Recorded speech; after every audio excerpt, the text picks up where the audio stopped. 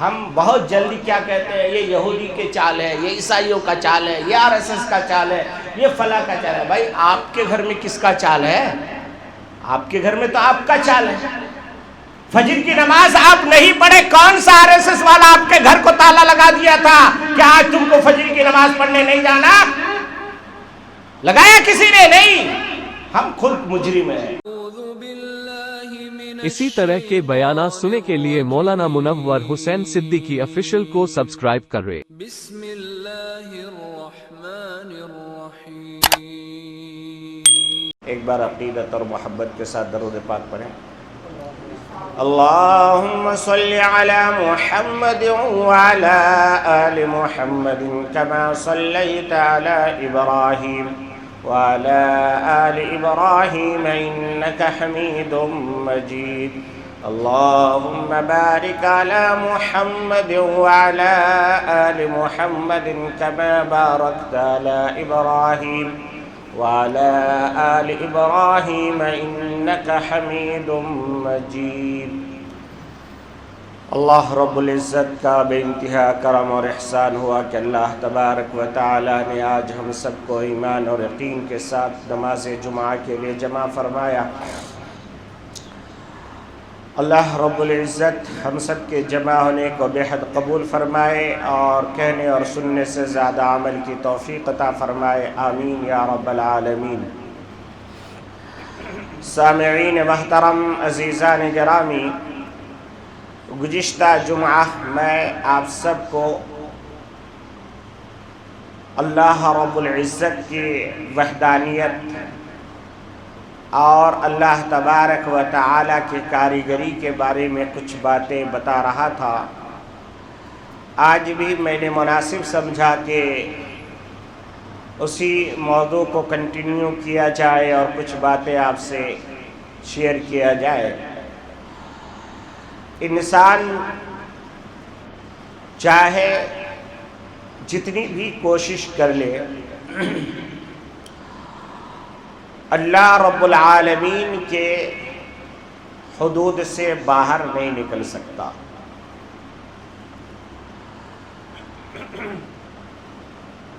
اللہ رب العالمین نے سورۃ الرحمن کے اندر فرمایا فَانفُضُوا وَلَا تَنفُضُوا إِلَّا بِسُلْطَانٍ۔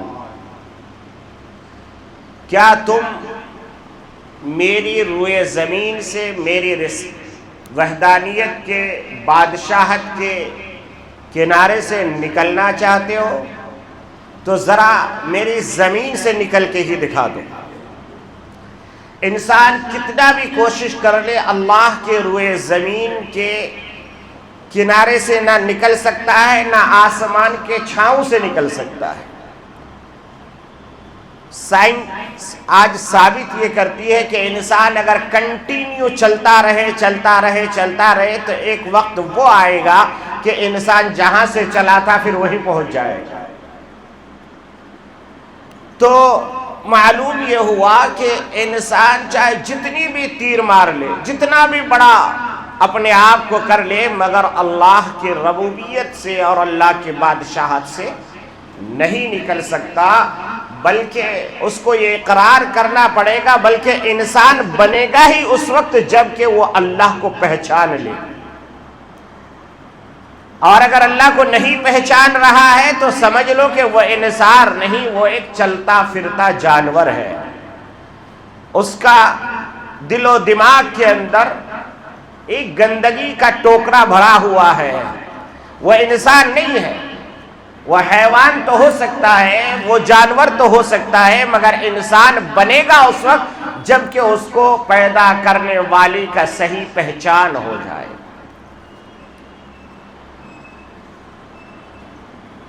اللہ رب العالمین نے فرمایا قُلْ إِنَّ صَلَاتِي وَنُسُكِي وَمَحْيَايَ وَمَمَاتِي لِلَّهِ رَبِّ الْعَالَمِينَ۔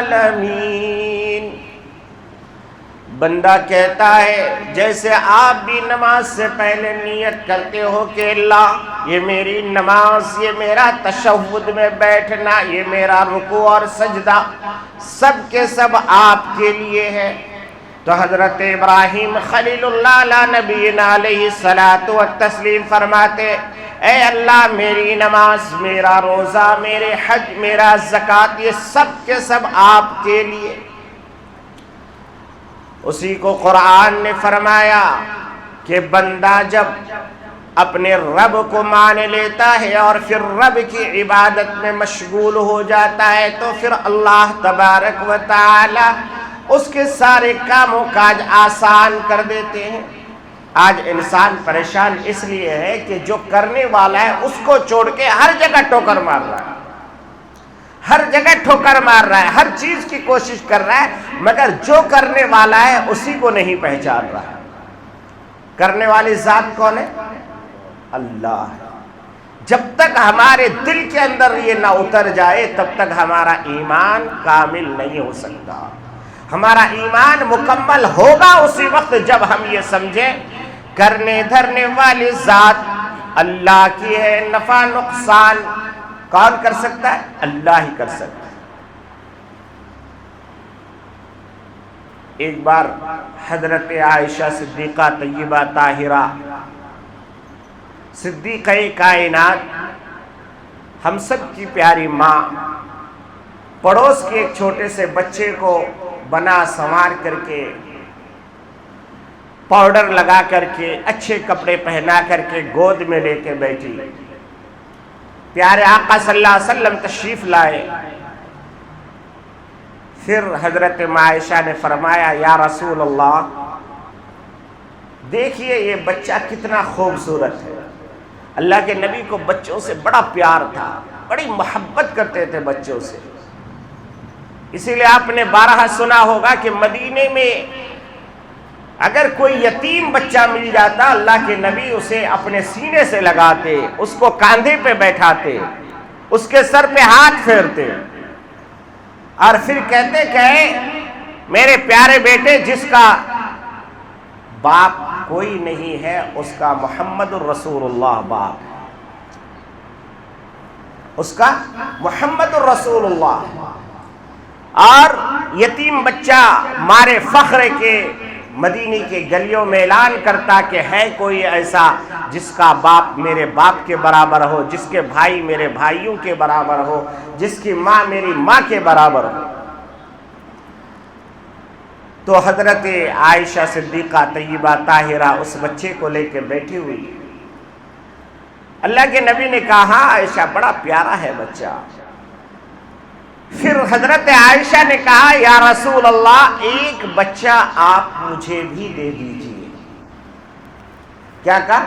ایک بچہ آپ مجھے بھی دے دیجئے۔ اگر کوئی امتی اپنے نبی سے مانگ لیا تو کیا غلط کیا؟ کوئی غلط کیا؟ بیوی شوہر سے مانگ رہی ہے تو کیا غلط کیا؟ اور وہ بھی بیوی کون ہے؟ صدیقہ کائنات۔ اور شوہر کون ہے؟ جس کے لیے یہ زمین و آسمان کو سجایا گیا، جو خود اللہ رب العالمین نے کہا وَلَسَوْفَ يُؤْتِيكَ رَبُّكَ فَتَرْضَىٰ، اے محمد میں تجھے اتنا دوں گا کہ تو مجھ سے راضی ہو جائے گا۔ یہ نہیں کہا کہ میں تجھ سے راضی ہو جاؤں گا، مگر اللہ خود کہہ رہے اے نبی آپ پریشان نہ ہو، میں تو آپ کو اتنا دینے والا کہ آپ مجھ سے راضی ہو جائیں گے۔ وہ نبی کیا کہہ رہے ہیں کہ اے عائشہ جس چیز کا تو سوال کر رہی ہے قیامت تک آنے والے انسانوں کے لیے تعلیم ہے اس میں۔ اے عائشہ جو تو مانگ رہی ہے یہ محمد کے خزانے میں نہیں، یہ تو اللہ کے خزانے میں ہے۔ اور پھر دلیل قرآن حکیم کہتا ہے یَهَبُ لِمَن يَشَاءُ إِنَاثًا وَيَهَبُ لِمَن يَشَاءُ الذُّكُورَ او یزوجہ ذکرانا واناثا۔ اے پیاری عائشہ اللہ خود فرماتے ہیں کہ جسے میں چاہتا ہوں بیٹا دیتا ہوں، جسے چاہتا ہوں بیٹیاں دیتا ہوں، اور کسی کو بیٹا اور بیٹی دونوں ملا کے دیتا ہوں، بیٹا بھی ہے بیٹی بھی ہے۔ اور پھر بعد میں اللہ تبارک و تعالی نے فرمایا او یجعلہ عقیما، اے عائشہ اللہ خود فرماتے ہیں کہ بعض کو میں بانجھ بنا دیتا ہوں، نہ بیٹا نہ بیٹی، دنیا کی ساری طاقتیں مل جائے، دنیا کی ساری جو ہے ٹیکنالوجی مل جائے، دنیا کی ساری ڈاکٹری مل جائے، دنیا کی ساری سائنس ریسرچ کر لے، اگر میں بانجھ بنا دوں تو دنیا کی کوئی طاقت اسے بیٹا یا بیٹی نہیں دے سکتے۔ جب تک ہمارا عقیدہ اور ایمان یہ نہ ہو جائے تو پھر ہمارا ایمان کامل نہیں ہو سکتا۔ ہاں آج سائنس نے ترقی کی اور کرنے کے بعد انہوں نے یہ کیا کہ مشین کے ذریعے سے، انجیکشن کے ذریعے سے، پائپ کے ذریعے سے ماں کے رحم میں مرد کا وہ جراثیم، وہ کیٹانو، وہ گندا پانی کا قطرہ اس میں انجیکٹ کرتے ہیں، ڈال دیتے ہیں، اور ڈالنے کے بعد پھر اس کی پرورش کی جاتی ہے اور پھر وہاں سے بیٹا یا بیٹی پیدا کرنے کی کوشش کی جاتی ہے۔ مگر یاد رکھیے وہ بھی اسی میں ہوتا ہے جس عورت کے اندر ماں بننے کی صلاحیت ہو، اللہ نے رکھی ہو، اور اگر ماں بننے کی صلاحیت وہاں بھی نہیں ہے تو یہ سارا کام کاج کرنے کے بعد بھی صرف ہمارے اور آپ کے ہاتھ میں ہاسپٹل کا بل ہی آتا ہے، بچہ نہیں آتا۔ ہزاروں واقعات ایسے ہم نے دیکھے، بہت بڑے کروڑ پتی ارب پتی ہے مگر اولاد نہیں ہے، اور انہوں نے بڑے سے بڑے ڈاکٹروں کا فیس کو ادا کیا، آئی وی ایف کرایا، پائپ کے ذریعے سے، انجیکشن کے ذریعے سے عورت کے رحم میں مادہ تولید کو اللہ تبارک و تعالی نے کیا کرنا، من بین الصلب والترائب، اور ایک جگہ پر فرمایا من ماء دافق۔ اور انسانوں کس بات پر غرور کرتے ہو، تم کو ہم نے جو ہے ایک کودتے ہوئے پانی سے پیدا کیا، اور ایک جگہ پر فرمایا کہ تمہارے باپ کے صلب سے یعنی ریڑھ کے ہڈے سے جو گندا پانی نکلا اس سے میں نے تمہیں پیدا کر دیا۔ وَأَحْكَمُ الْحَاكِمِينَ کتنے بڑے کاریگر ہیں کہ اللہ تبارک و تعالی نے ہزاروں کروڑوں انسانوں کو پیدا کیا مگر سب کی شکلوں کو الگ الگ طریقے سے بنا دیا۔ آج دنیا میں انسان ہم شکل تو ہوتا ہے مگر پھر بھی کچھ نہ کچھ فرق ہوتا، ایک انسان دوسرے انسان سے نہیں ملتا۔ دنیا کی کاریگری یہ ہے کہ اگر 100 گاڑیاں بنا دے اور اس کا نمبر پلیٹ ہٹا دے تو کوئی گاڑی اپنی پہچان نہیں سکتا۔ پہچان سکتا؟ ہیرو ہونڈا کو لے لیجئے، ایکٹیوا کو لے لیجئے، 100 گاڑی ایک ساتھ مینوفیکچرنگ ہوا اور 100 کے 100 گاڑی ایک لائن میں کھڑا دیا، آپ کے پاس نہیں ہے تو آپ نہیں پہچان سکتے۔ کیوں؟ ایک ہی کمپنی سے نکلے، ہمارے ماں باپ کے پیٹ سے ہم نکلے، ہر انسان نکلتا ہے مگر ماشاءاللہ اللہ کی کاریگری دیکھیے کہ ہر انسان جدا ہے۔ ارے انسان تو دور کی بات ہے، آج کے سائنس نے یہ ثابت کیا کہ ہر انسان کا انگوٹھا بھی جدا ہے، ایک انگوٹھا دوسرے انگوٹھے سے نہیں ملتا، ایک کی آنکھیں دوسرے کی آنکھ سے نہیں ملتی، ایک کا چہرہ دوسرے کے چہرے سے نہیں ملتا۔ کبھی جائیے آپ انٹرنیشنل سفر کیجیے، آپ کی آنکھوں کا جو تصویر لی جا رہی، بھائی کیوں لے رہے ہو؟ کہا کہ یہ آنکھوں کی تصویر سے ہمیں پتا چلے گا کہ یہ صحیح وہی انسان ہے یا دوسرا انسان جس کا پاسپورٹ ہے وہی انسان ہے یا نہیں۔ آنکھوں کی تصویر بتا رہی ہے، یہ میرے رب کی کاریگری ہے۔ وہ اللہ جو اتنا کچھ کر سکتا ہے تو کیا وہ اللہ ہم سب کو ایسے ہی آوارہ یتیم چھوڑ دیا کہ بھائی مسلمان کے لیے اب کچھ نہیں ہے، مسلمان صرف کھائے پیے عیش کرے زندگی گزار دے؟ نہیں، اللہ رب العالمین نے مسلمانوں کی ذمہ داری دی کہ وہ اپنے ایمان کو درست کرے۔ مثال کے طور پر انسان بنتا ہے دو چیزوں سے مل کر کے، ایک جسم اور ایک روح، ایک جسم اور ایک روح۔ انسان کا ہارٹ بھی دو ہوتا ہے، ایک ہارٹ تو وہ ہے جس کا آپ کا اور ہمارا معائنہ کیا جائے گا جے دیوا ہاسپٹل میں، نارائن ہردالے میں، فورٹسٹ میں، وکرم میں، یہ جو بڑے بڑے ہارٹ کے ہاسپٹل ہیں، یہ لوگ ہمارے اور آپ کے اس باڈی کا معائنہ کر کے، ہمارا بلڈ کو ٹیسٹ کر کے، ہمارے ہارٹ کا ایکو نکال کر کے، ای سی جی نکال کر کے، اینجیوگرام کر کے بتائے گا کہ اس کے اندر اتنا پرسنٹیج بیماری ہے، اتنا بلوکیج ہے، اتنا کولیسٹرول ہے، اتنا یوریا ہے، اتنا نمک ہے۔ یہ ہے باڈی کا ہارٹ۔ ایک اور ہارٹ ہے، اس کو وہ انسان کے روح و روحانی ترقی جب ہوتی ہے تو اس کا ہارٹ بھی بہت اچھا ہو جاتا ہے۔ اس کی بیماری کا اینالائز کرنے کے لیے دنیا کا کوئی مشین نہیں۔ اس کی بیماری کا اینالائز کرنا ہے تو آپ کو جانا پڑے گا قرآن کریم کے پاس اور قرآن سے پوچھنا پڑے گا کہ بتائیے میرے اندر کیا کیا بیماریاں ہیں۔ تو قرآن بتائے گا آپ کے دماغ کے اندر یہ فطور ہے، آپ کا دماغ کا اتنے نسوں کے اندر یہ بیماری آ گئی، آپ کے ہارٹ کے اندر یہ بیماری آئی، وہ قرآن بتائے گا۔ اس لیے کہ اللہ رب العالمین نے انسان کو بنانے کے بعد انسان کے لیے گائیڈ بک کے طور پر جو بھیجا وہ قرآن کو بھیجا۔ انسان کا کیٹلاگ قرآن ہے۔ اسی لیے قرآن کے اندر فی قلوبہم مرض فزادہم اللہ مرضا ولہم عذاب علیم۔ اللہ تبارک و تعالی فرماتے ہیں ان کے دل کے اندر بیماری ہے، ان کے دل کے اندر بیماری ہے۔ اب جے دیو آ گیا کہا کہ نہیں یار یہاں تو دل میں کوئی بیماری نہیں ہے، تو بالکل ہارٹ کلیئر ہے، اس کو تو کولیسٹرول ہوا ہی نہیں تو بلوکیج کیسے ہوگا؟ مگر قرآن کہہ رہا ہے ان کے دل کے اندر بیماری ہے۔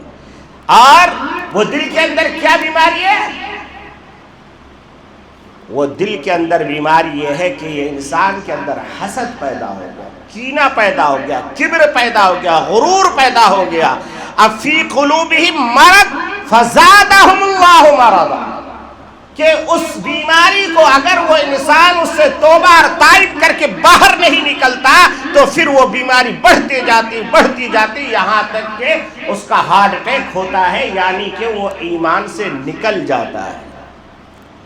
ہندوستان کے اندر اس وقت جو ہوائیں چل رہی ہے آپ نے دیکھا ہوگا کہ بے شمار لوگ اسلام سے بیزار ہو کر کے نکل رہے، یہ وہ نہیں نکل رہے بلکہ اللہ اس کو نکال رہا ہے، اس لیے کہ پہلے سے ہی ان کے دل کے اندر بیماری تھی، اسی لیے اللہ تبارک و تعالیٰ نے ان کو ذریعہ بنایا کہ اب نکل جاؤ، اب چھٹائی ہو رہی ہے۔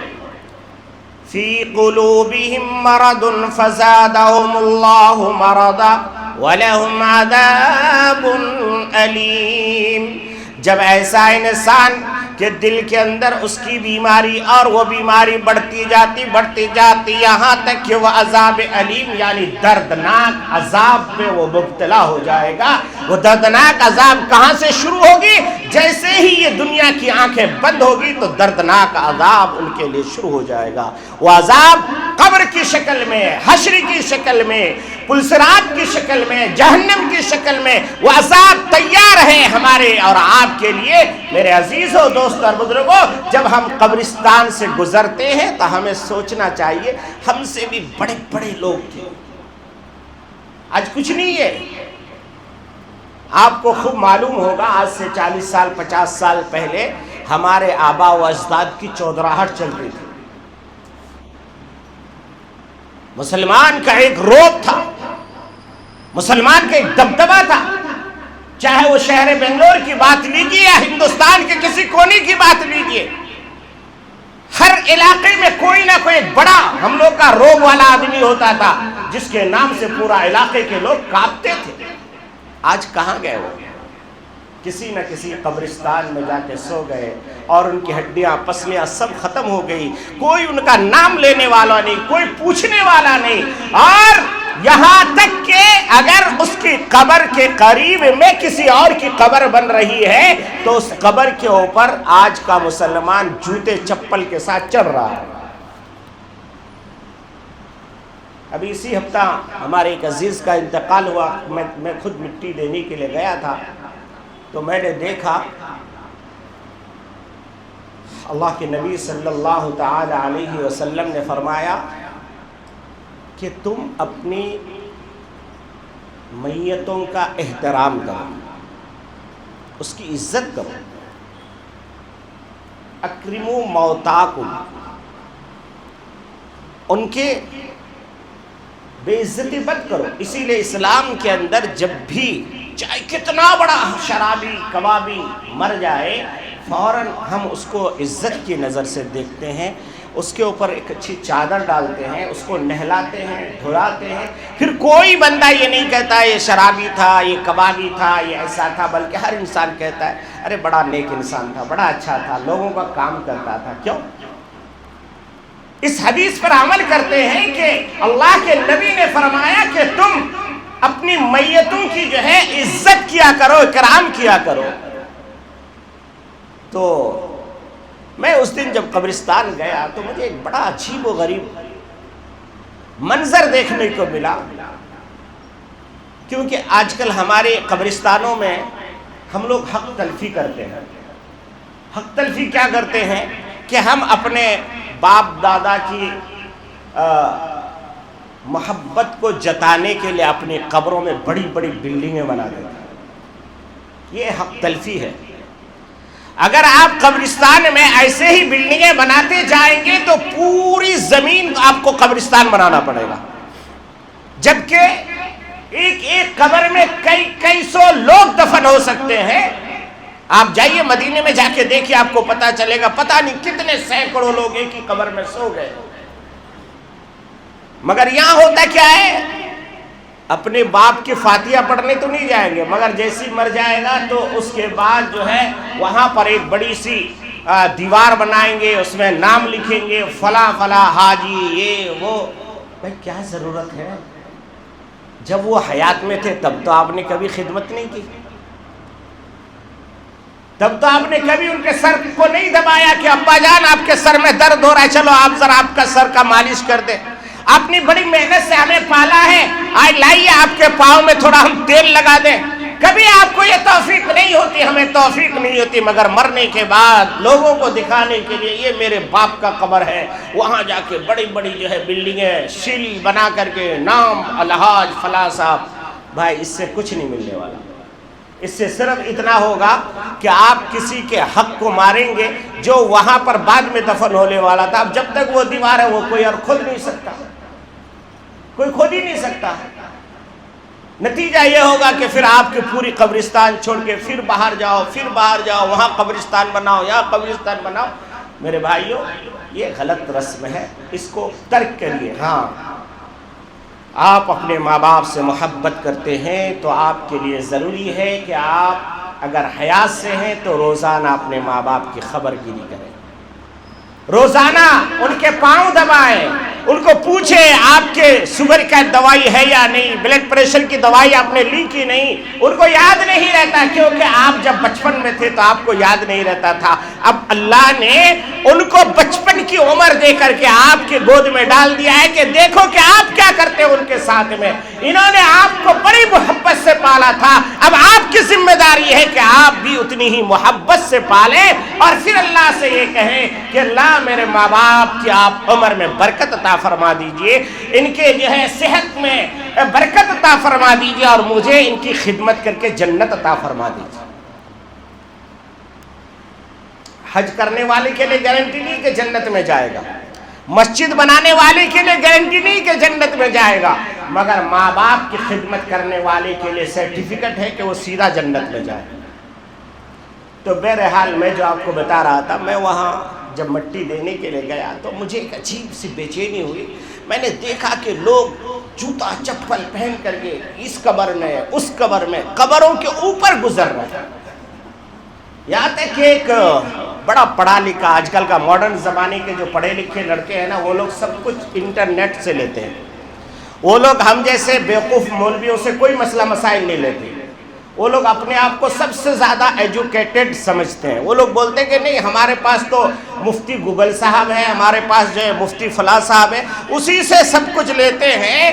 تو میں نے اس لڑکے کو، یعنی اس کو خود اپنی آنکھوں سے میں نے دیکھا، میں کوئی جھوٹ بات نہیں بتا رہا، اسی ہفتے کی بات ہے کہ ان کے باپ کی قبر ہے اور بالکل سٹا ہوا ایک اور قبر ہے۔ اس قبر کے اوپر بالکل جیسے وہ ہوتا ہے نا ایک کہیں پارک میں جا کے اسٹائل سے بیٹھنے کا، اس انداز سے اس قبر کے اوپر بیٹھے اور پاؤں باپ کی قبر کی طرف کر کے آرام سے بیٹھ کے کچھ پڑھ رہے ہیں۔ میں نے کہا بھائی یہ کون سا طریقہ ہے کسی کے اوپر بیٹھ کر کے؟ بھائی اس قبر والے کو تکلیف ہو رہی۔ میرے آقا نے فرمایا جب تم قبرستان میں گزرو تو اپنی قبر کو یاد کرو اور کسی کے اوپر ٹیک لگا کے مت بیٹھو، اس لیے کہ جس طرح زندگی میں کسی کے اوپر، ابھی مسجد میں سب لوگ بیٹھے ہیں، ایک دوسرے پر ٹیک لگائے فوراً اس کو چاٹا مارے گا۔ بھائی ڈھنگ سے بیٹھو۔ کیوں؟ انسان کبھی بھی کسی کے بوجھ کو برداشت نہیں کرتا، تو قبر میں رہنے والا سونے والے کو ایسی ہی تکلیف ہوتی ہے۔ میں نے اسے منع کیا، خیر میری بات مان لیا انہوں نے، مان کے وہ نیچے اتر گئے۔ مگر افسوس ہوا میں کہ اتنا بڑا پڑھا لکھا آدمی اپنے آپ کو بہت بڑا علم والا سمجھتا ہے، مگر قبر کے اوپر بیٹھ کر کے بالکل باقاعدہ ایسے بیٹھا ہے جیسے لگ رہا ہے کہ کوئی چیئر میں بیٹھا ہو۔ تو میں آپ سے عرض کروں گا کہ جب کبھی آپ قبرستان گزریں تو سب سے پہلے کوشش کریں کہ ہمارے سے کوئی بے ادبی نہ ہو۔ اللہ کے نبی صلی اللہ تعالی علیہ وسلم نے فرمایا کہ تم اپنی میتوں کی عزت کیا کرو، اور حضرت سیدنا عثمان غنی رضی اللہ تعالی عنہ کے بارے میں آتا ہے کہ جب کبھی آپ کے سامنے قبر کا ذکر ہوتا تو آپ زار و قطار روتے، اتنا روتے کہ آپ کی داڑھی مبارک تر ہو جاتی۔ لوگوں نے پوچھا اے امیر المومنین آپ قبر کے نام سے کیوں اتنا روتے ہیں؟ تو پھر امیر المومنین حضرت سیدنا عثمان غنی رضی اللہ تعالی عنہ نے فرمایا اے میرے بھائیوں، میں اس لیے روتا ہوں کیونکہ یہ قبر کی منزل آخرت کی منزلوں میں سے سب سے پہلی منزل ہے۔ اگر یہاں گاڑی پھنس گئی ہر جگہ پھنستی جائے گی، اگر یہاں سے گاڑی آسانی سے نکل گئی تو سمجھو کہ ہر جگہ آسانیاں پیدا ہوگی۔ تو میرے عزیزوں، دوستوں اور بزرگوں، میں آپ کو بتلا رہا تھا کہ اللہ رب العالمین نے اپنی ربوبیت اور اپنے جو ہے کاریگری سے ہم سب کو جو پیدا کیا، تو ہماری ذمہ داری یہ ہے کہ ہم ایمان کو بچا کے لے جائیں۔ ایمان، ہر انسان کو ایمان کی ضرورت ہے، اللہ کو کسی انسان کی ضرورت نہیں ہے۔ ساری دنیا کے انسان مل کر کے، یہاں تک کہ جنات فرشتے سب مل کر کے اگر اللہ کی مخالفت میں اتر جائے، اللہ کو ذرہ برابر بھی کوئی نقص نہیں پہنچا سکتا، اور سب مل کر کے ایک نمبر کا ایمان والا بن جائے تو اللہ کی ربوبیت میں ذرہ برابر بھی اضافہ نہیں ہوگا۔ اللہ ہمارا ہے، رہے گا، فرق ہمارے اور آپ کے اعمال میں آئے گا کہ ہم نے کیا پایا اور کیا کھویا۔ اس لیے میرے ساتھیوں، اللہ رب العالمین نے انسان کو سمجھانے کے لیے صرف دو چیزیں میں آپ کو بتا دوں۔ اس دن بھی جمعہ کو بتا رہا تھا، پھر میں وقت ہو گیا اس لیے نہیں بتا سکا، کہ دنیا کی کوئی بھی مشین آپ لے لیجئے، سوچنے سے نہیں چلتی ہے کیا؟ بہت اچھی گاڑی لے لیجئے جو بالکل اس دنیا کا سب سے ٹاپ ماڈل ہے، اور اس کے ڈرائیونگ سیٹ پہ بیٹھ کے سوچئے کہ یہ گاڑی اڑے گی؟ نہیں اڑے گی، کہیں نہ کہیں تو ٹچ کرنا پڑے گا، ایک بار لگانا پڑے گا۔ اللہ تبارک و تعالیٰ نے انسان کو سمجھانے کے لیے کہا کہ دیکھو یہ جو 6 فٹ کا میں نے تجھے کائنات بنایا ہے، یہ 6 فٹ کا کائنات میں اس لیے بول رہا ہوں کہ دنیا کی جتنی چیزیں ہیں وہ ساری چیزیں اللہ نے انسان کے اندر جمع کر دیا. ساری چیزیں، دنیا کی کوئی چیز آپ تلاش کریے، انسان کے اندر وہ چیزیں مل جائے گی آپ کو. اسی لیے اللہ تبارک و تعالیٰ نے جگہ جگہ قرآن کے اندر فرمایا وَفِي أَنفُسِكُمْ أَفَلَا تُبْصِرُونَ. دنیا میں چکر مت کاٹو، اپنی ذات پر غور کرو، اپنے نفس پر غور کرو، اپنا یہ 6 فٹ کی کائنات پر غور کرو. تو مثالیں میں 1000 دے سکتا ہوں، مگر صرف ایک مثال دے کے اپنی بات پوری کر رہا ہوں. دنیا کی کوئی کاریگری ایسی نہیں جو انسان کے چلنے سے، مثال کے طور پہ آج کل انسان 10 منزلہ بلڈنگ بنا رہا ہے، لفٹ پہ چڑھنا چاہتا ہے تو وہاں بھی بٹن دبانا پڑے گا. ڈاؤن جانا ہے یا اپ جانا ہے، 7th فلور پہ جانا ہے یا 6th فلور پہ جانا ہے. ابھی حاجی صاحب لوگ مکہ سے حج کر کے آئے، مدینے سے آئے، وہاں 20 25 منزلوں پر ان کا روم تھا، مگر وہاں بھی مکہ جیسے شہر میں بھی بٹن دبانا پڑتا تھا، ایسے نہیں چلتا. مگر اللہ تبارک و تعالیٰ نے انسانوں کو کہا کہ اے انسانوں دیکھو میں تمہیں ایسا مشین بنا کے دے رہا ہوں، صرف تم سوچو کہ کام چلے گا. مثال کے طور پر آپ گاڑی چلاتے ہو، کار چلاتے ہو، چلانے کے وقت آپ ہاتھ الگ کام کر رہا ہے، پاؤں الگ کام کر رہا ہے، آنکھیں الگ کام کر رہی ہے، سب کچھ اپنے کام پہ لگا ہوا ہے، کوئی بٹن دبانے کی ضرورت نہیں. چلو اس سے بھی آسان کر دیتا ہوں آپ کو سمجھانے کے لیے، اس سے بھی بہت آسان کر دیتا ہوں. یہ ذرا مشکل ہو رہا ہوگا آپ کو کہ ہم تو ہاتھ ملاتے ہیں، پاؤں ہلاتے ہیں. چلو انسان کھاتا ہے پیتا ہے، کھاتا پیتا ہے کہ نہیں؟ ہم بھی کھاتے ہیں، آپ بھی کھاتے ہیں. ابھی سب ناشتہ کر کے آئے، ابھی سب کے گھر میں تقریباً دوپہر کا کھانا تیار ہو رہا ہوگا، جا کے کھائیں گے. کھانے کے بعد کیا ہوتا ہے؟ پینے کے بعد پیشاب، کھانے کے بعد 2 نمبر جانا کی نہیں جاتا ہے. انسان ٹوائلٹ میں بیٹھا مگر ابھی دماغ نہیں کہتا ہے کہ چھوڑنا ہے تو رکا ہوا رہتا ہے، دماغ کہتا ہے چھوڑو، بٹن نہیں دبایا مگر چالو ہو گیا. یہ اللہ کی کاریگری ہے، یہ اللہ کی کاریگری ہے. اللہ نے کہا جاؤ اسی پر غور کر لینا، اور اگر اللہ نے ایسا کر دیا کہ پیشاب آپ کے جسم میں روک دیا، دنیا کی کوئی طاقت نہیں ہے کہ اس کو چالو کر دے. پھر آپ آپریشن کریے، پائپ ڈالیے. کتنے لوگوں کی ایسی موت ہو جاتی ہے. کیا ہوا تھا بھائی؟ پیشاب رک گیا تھا. کیا ہوا تھا بھائی؟ موشن نہیں ہو رہا تھا. تو اللہ نے ایسی مشین ہمیں بنا کے دے دی کہ بھائی انسان دل سے سوچتا ہے، صرف دماغ سے سوچتا ہے کہ مجھے پیشاب کرنا ہے، چالو ہو جاتا ہے. وہ سوچتا ہے نہیں کرنا ہے میرے کو، حالانکہ بہت لگ رہا ہے، 100 کا پریشر آ رہا ہے، مگر کیونکہ ابھی ڈرائیونگ کر رہا ہے، ابھی چل رہا ہے، تو ابھی دماغ نے اس کو اجازت نہیں دی، وہ رکا ہوا ہے. تو انسان اگر اسی پر غور کر لی، وَفِي أَنفُسِكُمْ أَفَلَا تُبْصِرُونَ، کہ غور کرو، اپنی آنکھوں کو لگاؤ، اس میں اپنے دماغ کو لگاؤ، اللہ کی ربوبیت تمہیں سمجھ میں آئے گی. وہ اللہ میرا ہے حاکم، دھرتی پر ہم اس کے ناظم، قانون بنانے والا وہ، قانون چلانے والے ہم. یعنی اللہ نے زمین و آسمان کو بنایا، انسان کو بنایا، بنانے کے بعد اللہ نے قانون کی کتاب ایک قرآن کریم آپ کے ہاتھ میں دے دیا کہ جاؤ انسانوں اس کے اوپر زندگی گزارو، تو تمہیں سب سمجھ میں آ جائے گا. اور جب اس سے تم نکل جاؤ گے تو پھر سمجھ لو کہ تم جانور کی زندگی گزارو گے. آج سارے جہان میں جو پریشانی ہے، سارے جہان کے لوگ جو پریشانی ہے، وہ اس لیے پریشان ہے کیونکہ وہ اللہ کے قانون کو چھوڑا ہوا، اللہ کی کتاب کو چھوڑا ہوا، اللہ کی گائیڈ بک کو چھوڑا ہوا ہے. جو اللہ جس کو بنایا اسی پر ہمارا عمل نہیں ہے. تو اس لیے ہم اس ہندوستان میں جیتے ہیں، یہاں جمہوریت کا قانون چلتا ہے. یہاں کس کا قانون چلتا ہے؟ جمہوریت کا قانون چلتا ہے. یہاں بابا امبیڈکر، بھیم راؤ کی صدارت میں اور ان کے پریسیڈنٹ میں جو کتاب لکھی گئی، اس سمویدھان پر یہاں پر قانون چلتے ہیں. مگر آپ کے گھر میں کون سا قانون چلتا ہے؟ آپ کے گھر میں کوئی مجبور کر رہا ہے کہ آپ کو نہیں کر رہا ہے. ہم اپنے گھر کا حاکم ہیں. الرجال قوامون علی النساء، ہمارے گھر میں ہمارا قانون چلتا ہے. اس لیے ہماری ذمہ داری یہ بنتی ہے کہ ہم روزانہ صبح کو اٹھ کر کے سوچیں کہ آج میرے رب کا میرے اوپر کیا فرمان ہے، وہ مجھے کرنا ہے. اس میں تو کوئی آپ کو منع نہیں کرے گا. کوئی RSS والا کے کہے گا کیا کہ تم کیوں اپنے گھر میں یہ کر رہے تھے.